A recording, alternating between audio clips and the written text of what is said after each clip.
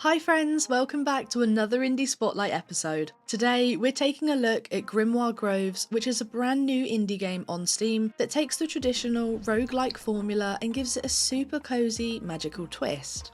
Instead of fighting the enemies, we're planting them in the ground using our witchy spells. I was very kindly given a key from the developer, so a huge thanks to them. And also, whoever mentioned my name as one of their favourite content creators, thank you so much, you guys are literally the best. But anyway, as always, I'll be sharing my honest thoughts to help you decide if Grimoire Groves is worth playing for you.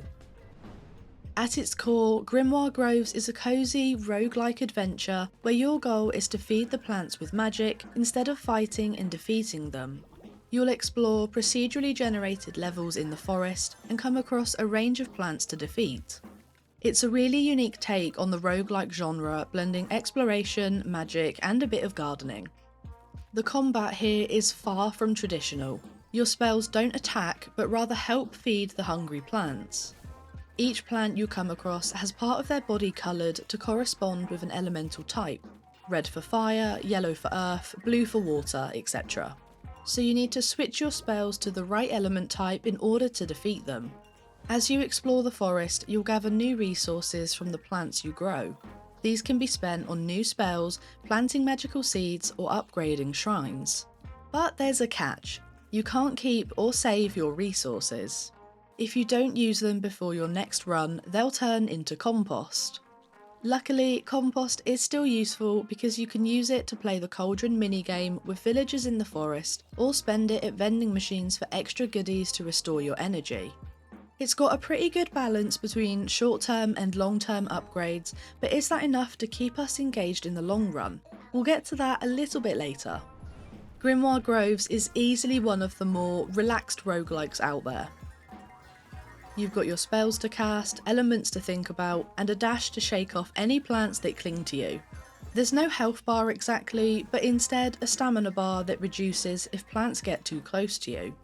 I saw this review on Steam which made me laugh because they said the plants are like toddlers who just want food and cling to you for attention.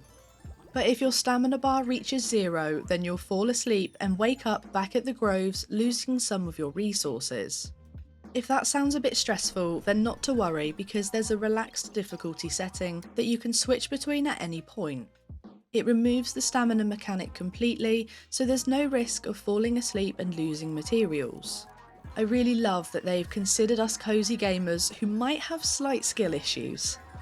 Moving on to the art style, which really I think it speaks for itself. There's lots of beautiful environments and bright colours, and the plants are absolutely adorable. It looks like they've jumped right out of a children's storybook. I love how aesthetic the journal is. If they ever manage to make a real one, then sign me up because it will make my to-do lists way more magical. The sound effects and music are also very whimsical, so if you love vibrant, cozy vibes, it definitely delivers on that front. Now for my thoughts so far. I haven't run into any bugs and it feels really polished overall, which is great. It has a very solid gameplay loop, unlocking spells, gathering resources and upgrading the grove, although I did find it a little bit repetitive after a while. The forest levels are procedurally generated with 4 biomes to explore, but they don't feel all that different each time because I think it's only the layout that changes. It's also much more of a grind than I thought. But one thing I have learned is to work on one upgrade at a time rather than getting overwhelmed trying to do everything at once. Personally, I found myself taking breaks or putting a YouTube video on in the background whilst playing. If you already enjoy roguelikes, then you probably won't mind this, but if repetition isn't your thing, then it's something to keep in mind. Lastly, I do want to emphasise that it is very addictive. I found myself saying, oh, I'll just do one more run, or I just need a few more resources for this upgrade. And the next thing I knew, 3 hours had passed and I was late for bed. So, should you play Grimoire Groves? If you love cozy games with non-violent combat, then Grimoire Groves is a great fit. It's definitely not a full-on farming or gardening game, so if you go into it expecting that, then you will be disappointed. Instead, it's a vibrant, magical experience that's also a really nice entry point for roguelike beginners, since it's very forgiving compared to most games in the genre. While I am having fun with it, I wish there was a bit more variety in the general gameplay loop, because right now it mostly boils down to visiting the forest, gather resources, upgrade and repeat. Although I don't typically play roguelikes, so this is more about my personal preference rather than a flaw in the game itself. If you don't mind a bit of grinding though, then I'd say it's a very well made, cosy game.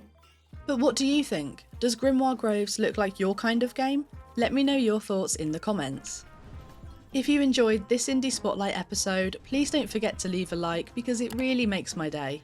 And if you love discovering new games, be sure to subscribe because I've got another list coming soon. Thank you for watching and I'll see you soon.